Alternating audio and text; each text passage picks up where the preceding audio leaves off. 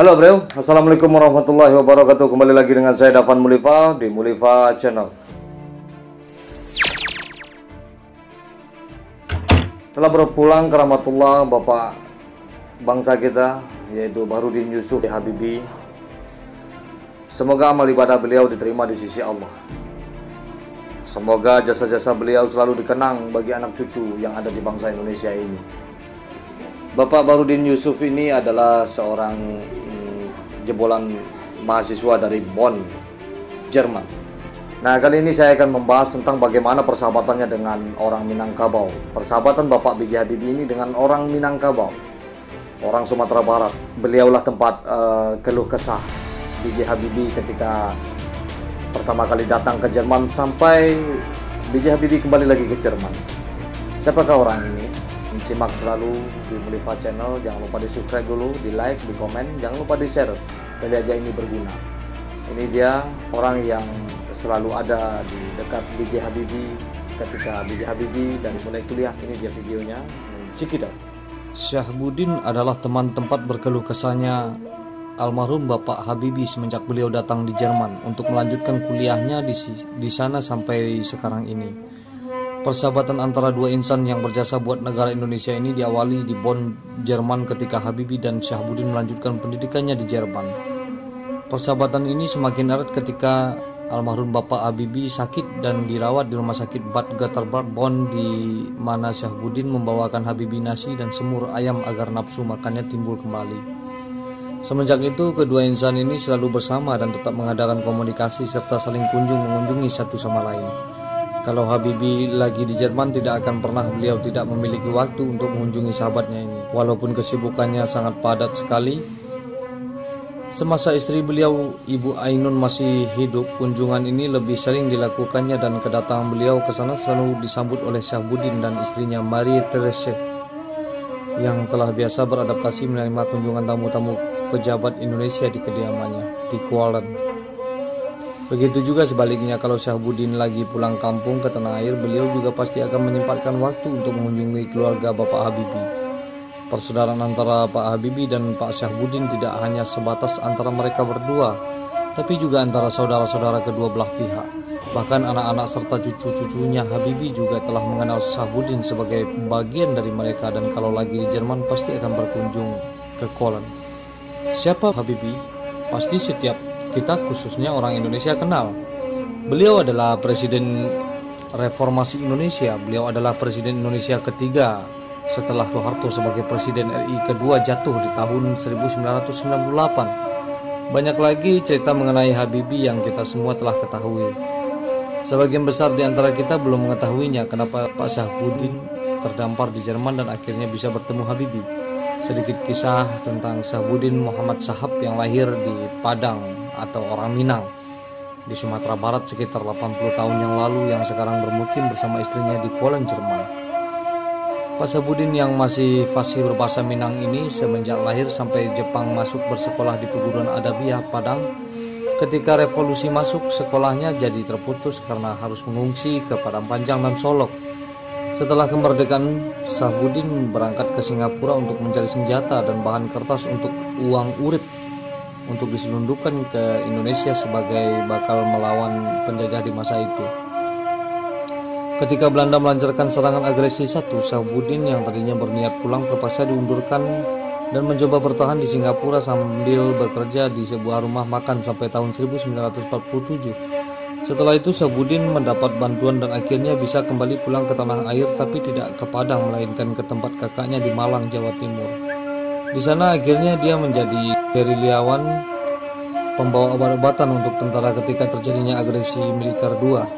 Setelah revolusi, setelah selesai tahun 1949, Syahbudin melanjutkan pendidikannya setingkat SMP dan SMA Katolik Surabaya.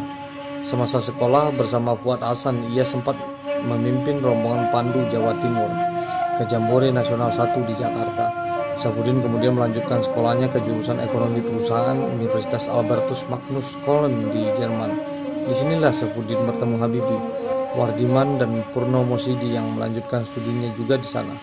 Semasa kuliah dia selalu aktif dan bahkan Syahbudin adalah salah satu pelopor pendiri PPI, Persatuan Pelajar Indonesia, yang sampai sekarang telah menyebar di mana saja dan sudah memiliki ribuan anggotanya. Selain itu, Syahbudin juga aktif dan sering berkorespondensi dengan Bung Hatta yang sekampung dengannya untuk mengetahui perkembangan tanah air di bawah komandonya sebagai wakil presiden RI pertama. Karena dia tidak suka komunis, di zaman Nasakom dia dicap oleh teman-temannya sebagai anti-revolusioner. Syahbudin yang telah lebih dari 50 tahun berdomisili di Jerman dan beristrikan orang Jerman ini sampai saat ini masih tetap mempertahankan kewarganegaraannya sebagai orang Indonesia. Semasa mudanya dia banyak mengorientasikan bisnisnya ke Indonesia, antara lain memasok suku cadang PT PAL, IPTN dan Pindad serta Krakatau Steel. Perhatiannya memang cukup besar terhadap tanah airnya serta kampung halamannya Minangkabau. Sampai sekarang Syahbudin masih menjabat sebagai Ketua Yayasan Kebuminang Eropa yang telah dibentuk dan diresmikan oleh Harun Zain semenjak tahun 1992 di Jerman. Langkah yang telah dilakukannya untuk ini adalah mengupayakan dan mempromosikan produksi Sumatera Barat di Jerman dan Eropa. Syahbudin mengingatkan orang Jerman untuk selalu menjaga hubungan baik dengan orang Indonesia yang berada di sini, di Jerman maksudnya. Karena mereka nanti akan menjadi pejabat setelah pulang ke Indonesia, contohnya saja Habibie. Selain mengingatkan, Syahbudin sendiri juga melaksanakannya. Banyak teman-teman yang digaulinya di Jerman yang menjadi pejabat di Indonesia dan di berbagai belahan dunia lainnya. Rumah tempat tinggalnya di Kolen adalah merupakan persinggahan para diplomat Indonesia yang bertugas di Jerman dan Eropa, bahkan dari berbagai negara lainnya. Syahbudin reguler dikunjungi oleh Habibie, Asim Jalal, dan lain-lain. Kalau mereka sedang berada di Jerman, bahkan ketika dia sakit pun Habibie sampai mencarinya dan mengunjunginya di rumah sakit. Sambil berpelukan dan bertangisan, dua sahabat ini menguraikan kisahnya yang didengar oleh kepala klinik Kolen, Profesor Dr. Matt Joachim Smith, dan para pengawal Habibie. Ketika Dr. Joachim Smith mengetahui kedatangan dan siapa Habibie, akhirnya dia menjamu Habibie selayaknya tamu negara di kliniknya dan mengajak beliau meninjau dan melihat-lihat perlengkapan klinik ortopedi yang terkenal di Eropa sebagai klinik yang telah berhasil melaksanakan operasi lutut, pinggul, punggung, dan lain-lain. Dalam waktu 45 menit dan sesudah operasi, si pasien sudah bisa langsung berjalan lagi. Terjadilah perbincangan serius antara Habibie dengan Smith sewaktu dalam peninjauan klinik. Dr. Smith diam-diam memperhatikan cara jalannya Pak Habibie yang menurutnya harus dilaksanakan pengontrolan. Pak Habibie begitu puas dengan analisa dan penjelasan Dr. Smith akan keadaan kesehatannya, akhirnya mengundang Dr. Smith untuk datang ke Indonesia melihat dan mencarikan jalan keluarnya penderitaan bangsanya dalam penyakit yang dialaminya ini.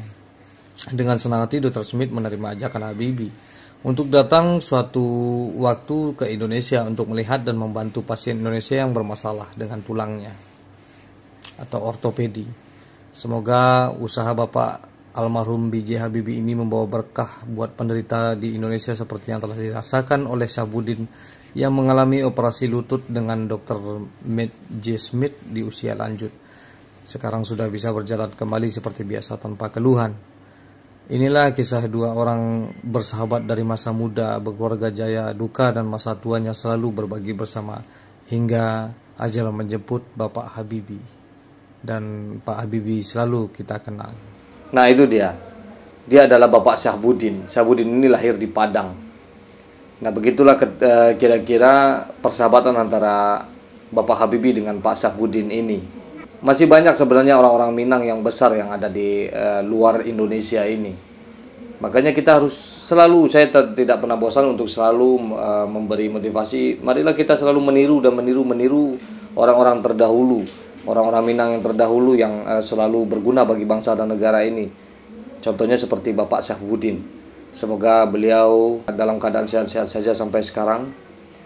Seperti biasa, majulah Minangkabau, majulah Indonesia, selalu dimuliakan.